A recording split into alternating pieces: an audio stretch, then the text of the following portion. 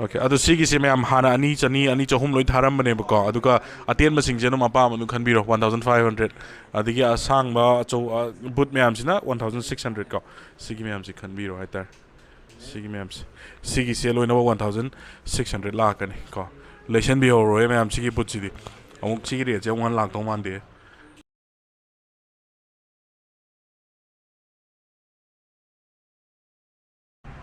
What's up, people? Johnny here again. Ngasi di mo ay Kakching da laksere. Kakching gi ya inong no ba ko gi shop ko gi apparel gi store ay tare shoes ki shop ko gi Kanglei Keithel lai ja. Si is mo ay hazana review tok jara ke Kakching bazaar yo dringa da mo ko gi ha ma toll boot lay ba ko. Martin Grammar School lay da gi kitang ngai ka laga toll boot tu hi ko opposite dum lay re ko. Ado ay gi tung da lay se ko si Kanglei Keithel lai sini mo ko gi se hana Wangjing da su mokogi main brand su Wangjing da lay buduni Wangjing bazaar da ko ai no mang da su review tok jagra bani ado mokogi sine second brand sang jabani Kakching gi da ko ado changsil lor se mai mi to gi lor se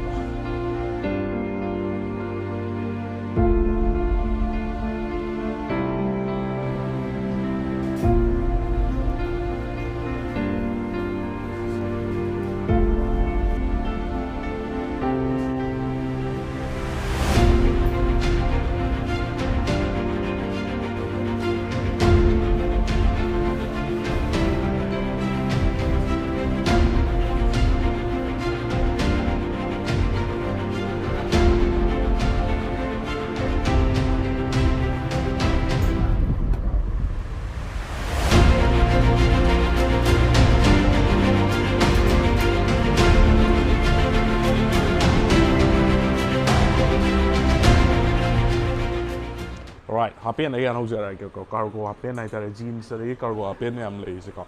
ado sigi se happen yang bi ko cargo happen 6 pocket ki ko size sam chaw pocket adigi khwang yam chaw ju dum yoy ko mai se ado sigi me am se only 500 rupees ko apa ma dum kan biro se dum 500 rupees loi la ni jeans to fiori ko Jack and Jones ki jeans ko sigi me am je 500 तो colour है मैं निश्चित मुझे रहूँगा this your ego color sisle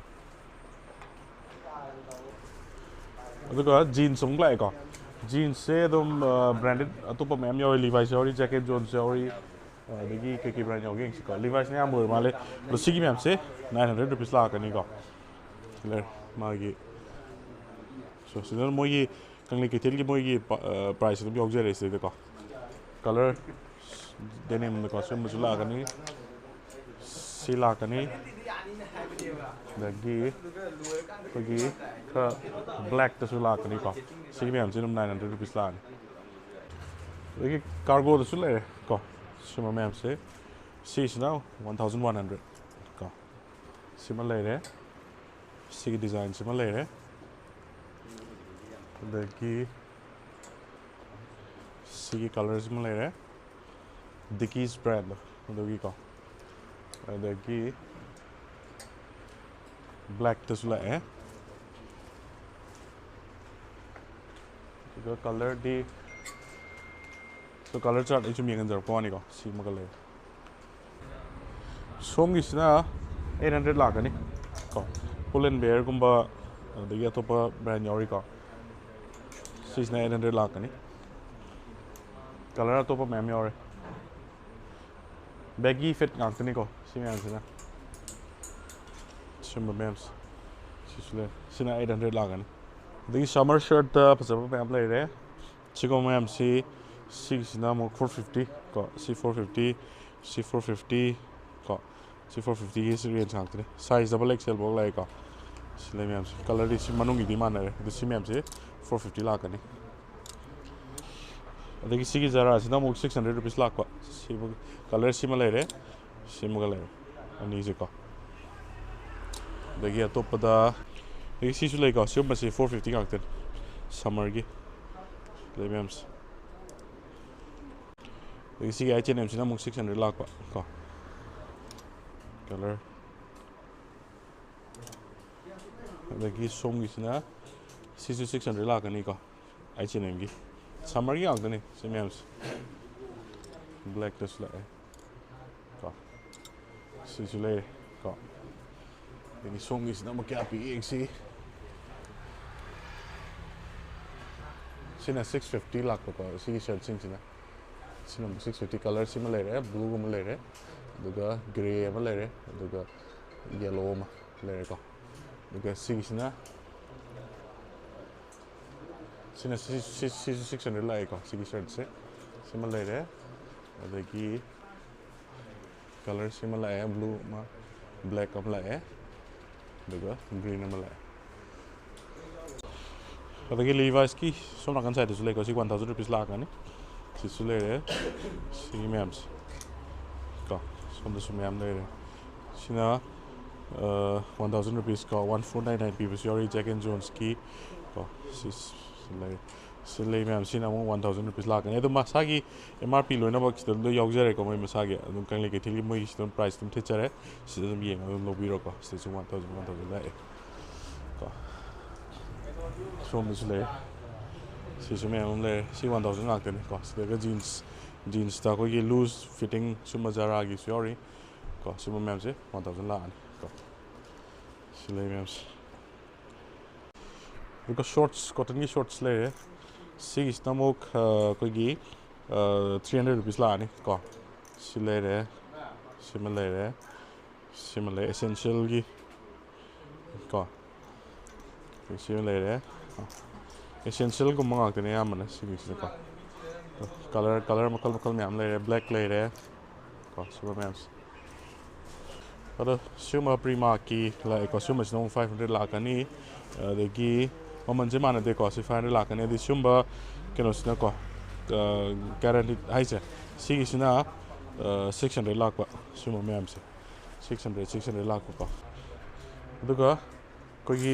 t-shirts तक t-shirts ता 300 की series का तो सी में आते ना सी 300 का तो सी में आते एडी की मैं और सी में आते 300 का तो पोस्ट आता है भाई और का तो इसलिए का यार 300 का back print योग दबा मैं और का back print में बा का सी में आते 300 का तो the price लोग ना वो थिएट पनी को मैं हमसे देखो थिएट में हमसे को थिएट में हमसे the red कुम्बा तो मैं और को ले में हमसे तो देखिए कि कुम्बा H&M से ना 500 rupees लाख को सिमल ले रहे को सिमल में हमसे ना 500 लाए सोना कन्ये सी तो मो सी 500 लाए Gucci को brand सी में को सिले सुबह में सीना 500 लाने तो Balenciaga की का brand का सीना 400 rupees लाने का एडी की 400 सोम जो यार एक का सीगी brand से सीगी ना 500 लाने का सुबह में जो 500 लाने देखी एडी की सी 500 लाने का आगे branding bear के ना बस पज़रा so like see is nam क्या लगेंगे see these ना मुझ 400 rupees लाख करने का ये print पज़रा में हम लाए तो कंगले के थे लिसन तक लेंजित भी रहो 400 लाख करने देखो मज़र आगे लेनिन की ना 600 लाख को लेनिन की में हम सीना मुझ 600 लाख तो किसी में चेक शर्ट से कारहाट की ब्रांड ये को 300 rupees लाख ने सिम कलर्स में ले रहे ये सिम ले रहे पुमा की ले को 400 rupees लाख ने को XL double XL के में और का सिना मुक फर्स्ट फ्लोर नहीं को सुम मस्त ना यहाँ में शॉर्ट्स को बाद ये फॉर्मल्स को में और फॉर्मल्स तक जरा की को सुम और ये 700 rupees लाख नहीं को सीगी से 700 आते नहीं को साइज 700 की सीरीज नहीं को 700 फॉर्मल से को प्राइस मसा लोई था जाएगा मैं मतलब है ना प्राइस लोई ना बाहर ट्रक से तुम लाख भी रखा माय सागे लोई थार ले भी ना हम नदर से तुम यार नहीं का Tiki collar shirt yauri ko sima jina mo sisi 400 lakani Jack and Jones ki ko Jack and Jones ngakani sima meams dagi H&M gi half shirt ko si 1999 ga lei ko adu Kanglei Keithel gi dana 450 rupees ko sima meams H&M gi white ne blue ne green ne adu maroon ne som this lei ko black ta su ke sima am lai dagi sinamok ko gi check shirt ta ko 450 rupees check shirts 450 lakani color similar ego similar color su lei ko si su lei aduga formal shirt ta H&M gi si 450 lakani ko color similar white lei maroon lei blue lei adagi color similar swade su lei color maps style maps adagi sigi Nehru color oibido sigi ko si 450 lakani similar color cha nei no cha rei se ko aduga armless ta kogi t-shirt sleeveless to metallica gi metal gi costume 200 rupees kaktani si slayer yaure corn yaure megadeth yaure ko adagi chumba dikis ki si na moja prisina si 200 rupees kaktani ko because sigi kogi half shorts ta kogi beach ki shorts ko sigi se 300 rupees ko original ko ni 7 pound lei se ko adu sigi se remark ki sigi me 300 loi la gani ko sigi summer gi ngai ni adu sigi me 250 piba shorts ko shorts 250 ngak ni cotton gi 250 piba shorts me le I think oversized t-shirts ta kogi plain gi da kogi 250 piba ko sigi me am suma se nei adagi sisi 250 lakani adagi sina 300 lakani zara gi ko kana pocket go no manga edi gi suma t-shirts na 250 color same biro no sisi lai sisi 250 lakani adagi suma dry fit ki kana su lai ko kogi dry fit ki sleeveless lai si 600 rupees lakani quality pay season ko sile shoot la oh 600 je shoot or male sisiga ko minus shoot in lakh ba or shoot tane 600 rise dagi ck gi kogi full slip lai ko si 300 rupees lakh ne color display ko dagi H&M dasu lai H&M gi sina si 300 lakh ne ko full sleeve ngakne color similar si lere white lere si lere ko from the sulere si the sulere 200 piba ko edigi suma me amle na ki sulere adagi sina 300 edigi ko sina quality ka fa male si price kya na yeng si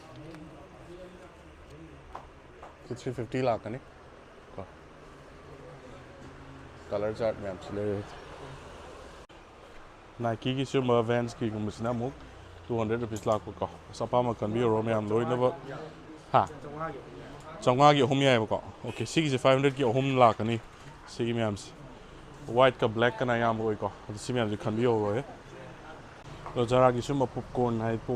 ro ma mi si material suma si 300 rupees lakani ko like memes color di makan mem le color da so kogi dry fit ki da color ki da lai sema je 300 lakani degi si 300 lakani 300 ngakani sema memes और segi dry fit happen se kogi 300 loi lakani si memes ko dry fit ngakani si memes because summer pant si na 400 lakani ko Hazare ko suma me am 400 ko 300 people su yori suma kano me dry fit ko ba la yori isna chona kan site kise sina 300 la ka de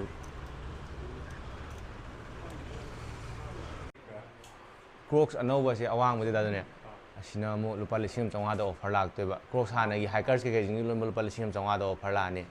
double crocs ꯂꯩꯕꯁꯤꯡ ꯑꯗꯨꯒ ꯁꯤꯒꯤ ꯁꯨꯝꯕ ꯁꯤꯗ ꯂꯥꯛꯏꯁꯤꯅ ꯂꯤꯁꯤꯡ ꯑꯃꯗ offer ꯂꯥꯛꯇꯣꯏꯅꯤ 시군바 컬러 아니 홈 라이브고 근데 루파 리싱 엄도 오퍼 라이브 같더니 아주 실파 리싱 정화다 오퍼 라이브 아 지금 정화도 시군바 그다 나이키 그노 라이 시즈 루파 리싱 같은다 오퍼 라ꯛ도 아 컬러 머리 망아 라이지 누시다 하나기 숨레 뭐 숨가 루파 조금도 오퍼 타도건 LB 기가지 실파 조금도 루파 조금도 오퍼 타 시디 루파 정화 같은다 정화 사이 정화 같더라 아 정화 같다 하네 이제 누시군바 루파 사트레트 레이다 아 시부디 lupa 정화 에디 레이바 더 시기 시디 오리지널 레고다네 리싱 아니가 조금 레이바 아마가 싸움도 오퍼 락대바 1100 아 시기나 에딜리엣 코피지나 루파 3만도 오퍼 락대바 주변다 실파 정화 시디 루파 리싱 엄도 오퍼 락된다 1000 사이즈 있다 루파 사트레트 같다네 다네 아 사이즈 루파 정화 다네 하디 정화가 사트레트 로 야나 레이그레 사이즈 아 사이즈 500 to 1500 수스기 거의 시시기야 수지다던 시지 루파 리싱 정화도 오퍼 타그레 하나 루파 리싱 아니 레이브도 시 아홉 정화 레이브도 루파 리싱 아니가 사트레트 오퍼 레이브 시는 루파 리싱 정화도 오퍼 레이그 하나 마코이 마마도 오퍼 타기 리싱 사트레트 타기버네바 근데 한다는 루파 짜니 먹은 타바 루파 리싱 정화도 못 타바 시 루파 리싱 정화도 다네 브랜드 레이 하라게 풀 동비 अदु लुपा लिसिंग अमग चाट्रे ने उदादने अदु लुपा लिसिंग चंगा दो पठा ममांग अमा चाट्रे था बनेबा अंदा अमा चंगा था दोय दादने कलर अमा अनि कलर मंगा तरुक ले दादने हादे अखोय सि नौ कनो तो बगी होंगो बगी को चम मरा मरा तो दम थेसल लेबा खांदोक छु अदु लुपा लिसिंग अमग चाट्रे ले दादने अदु होजि लुपा लिसिंग अमग चंगा दा अदु था दोरानि दादने सि लुपा लिसिंग चंगा दा था दोरानि बीजे lupa si ya tha no ko lupa lising amaga chani natra lising chani da tha do da ni okay adu sigi se me am hana ani chani ani chahum loi tharam bane ba ko aduka aten ma sing jeno mapa manu khan biro 1500 adigi asang ba cho but me am sina 1600 ko sigi me am si khan biro haitar sigi me am sigi se loi no 1600 la kan ko lesson bi ho ro me am sigi but si ông chỉ cái gì ông làm công an đấy có Kanglei Keithel đấy này chỉ lấy gì có biến si dadan si lupa chama pan do offer lei ba adu si jina lupa lising ani ga chama do offer lei ba si lupa chama pa lei na to convert si lupa lising am chatre to offer lei convert lo ba awang mo ju ani mo lising am chatre to lo offer lei awang okay size फाइ दाने जॉर्डन जिंगे लुपा अहुम चंगा ले buzzing हौजि लुपा लिसिंग अनि के चंगा दा ले ऑफर ले दाने अनि के चंगा अनि के चार्टे से ले ऑफर ले दे सिगे दि लुपा लिसिंग अनि चार्टे तो ऑफर ले दाने बेड बनि सि लुपा लिसिंग अनि के चहुम दा ऑफर ले दे दाने अनि के चहुम तेन क्वालिटी गातने उन दाजन सोना का लेना पुला सि लुपा लिसिंग अनि के चार्टे तो ऑफर ले अहुम चंगा ले दा माइरन नमि का है सिदी ꯁꯤ ꯂꯨꯄꯥ ꯂꯤꯁꯤꯡ ꯑꯅꯤꯒ ꯆꯥꯇ꯭ꯔꯨꯛ ꯇꯥꯗꯣꯏꯅꯤ ꯑꯗꯨꯒ ꯃꯊꯛꯀꯤꯁꯤꯅ ꯑꯃꯨꯛ ꯈꯔ ꯑꯃꯨꯛ ꯇꯥꯗꯣꯏꯅꯤ ꯁꯤ ꯂꯨꯄꯥ ꯂꯤꯁꯤꯡ ꯑꯃꯒ ꯆꯥꯇ꯭ꯔꯦꯠꯇ ꯑꯣꯐꯔ ꯂꯩꯗꯣꯏꯕ ꯑꯗꯨ ꯑꯅꯤꯒ ꯆꯥꯇ꯭ꯔꯨꯛ ꯇꯥꯗꯣꯏꯅꯤ ꯁꯝꯕꯥꯁꯦ ꯑꯅꯤꯒ ꯆꯥꯝꯃꯗ ꯑꯣꯐꯔ ꯂꯩꯗꯣꯏꯅꯤ ꯃꯥꯏ ꯁꯝꯕꯥꯁꯦ ꯀꯂꯔꯁꯦ ꯃꯌꯥꯝ ꯂꯩ ꯁꯤꯗ ꯊꯦꯠꯇꯣꯛꯄ ꯀꯩꯅꯣ ꯇꯧꯗꯕꯒꯤ ꯊꯦꯠꯇꯣꯛꯇꯕꯁꯨ ꯌꯥꯎꯔꯦꯕ ꯑꯗꯨ ꯉꯔꯥꯡ ꯈꯛꯇ ꯍꯥꯡꯕꯒꯤ ꯕ꯭ꯔꯤꯀꯦꯟ ꯁ꯭ꯇꯣꯛꯀꯤ ꯆꯄꯜꯁꯦ ꯄꯨꯂꯞ ꯑꯣꯏꯅ 1400ꯗ ꯄꯨꯂꯞ ꯕ꯭ꯔꯤꯀꯦꯟ ꯁ꯭ꯇꯣꯛꯀꯤ Any design level 1400 offer level.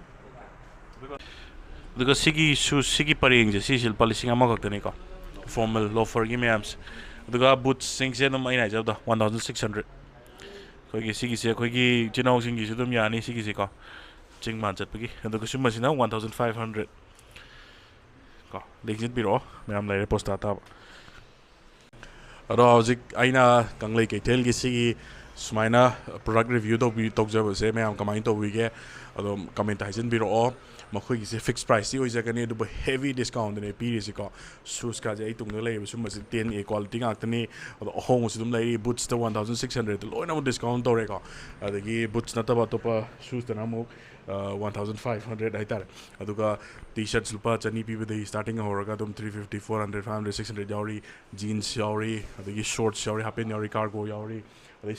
summer pants summer shirts me amam yauri aduna adai accessories to aina ngasi yaujada ba haitare koi sunglasses yauri adagi wallets me am yauri adagi koi gi